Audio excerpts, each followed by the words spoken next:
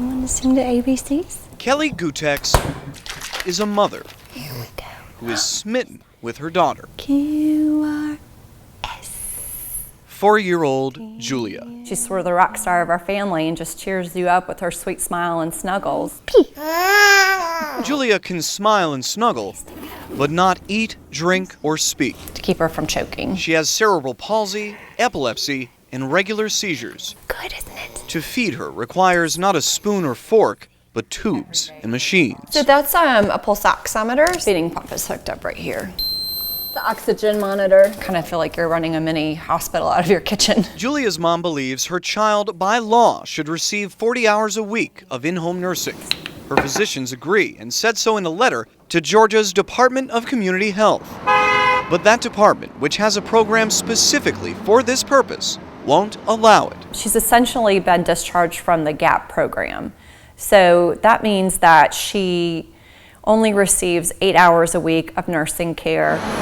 Publicly, the Georgia Pediatric Program, or GAPP, exists to serve children who are medically fragile and in need of skilled nursing care. Less publicly, it pushes all cases to eventually be weaned off the program if possible. So even if a child like Julia does not improve,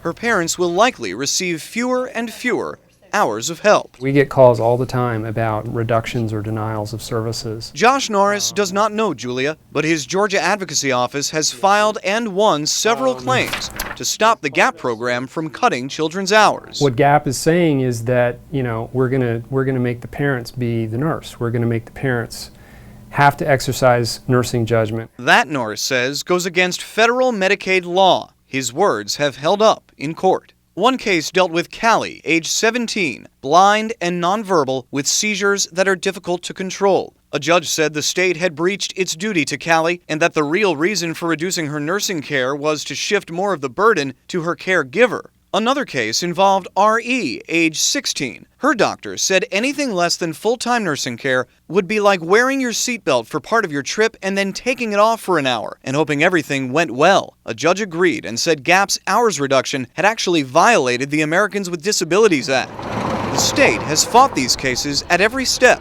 They have been forced to pay Norris, he says, legal fees totaling hundreds of thousands of taxpayer dollars. Nurses don't work 16, 18-hour shifts 7 days a week, 365 days a year.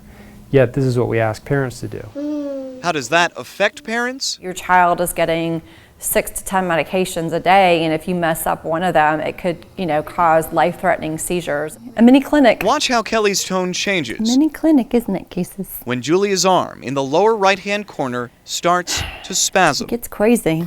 That's good. It gets crazy, that's for sure. Julia, baby. An otherwise calm afternoon Casey. turns momentarily serious. So that little spasm she had is actually like an example of her sort of mini seizure activity. That's when we have to start worrying, right, cases? At this point, you're probably wondering what the Department of Community Health, which runs the GAPP program, has to say in its defense.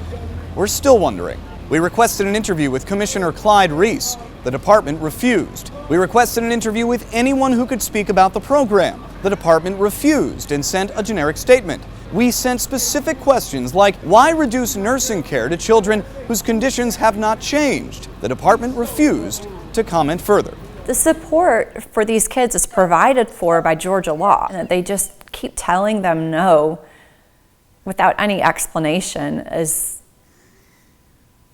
reprehensible, in my opinion. Kelly Gutex has begun an appeal process that could take months, maybe years. In the meantime, she remains smitten with her daughter, doing all she can to protect her. Matt Pearl, 11 Alive News.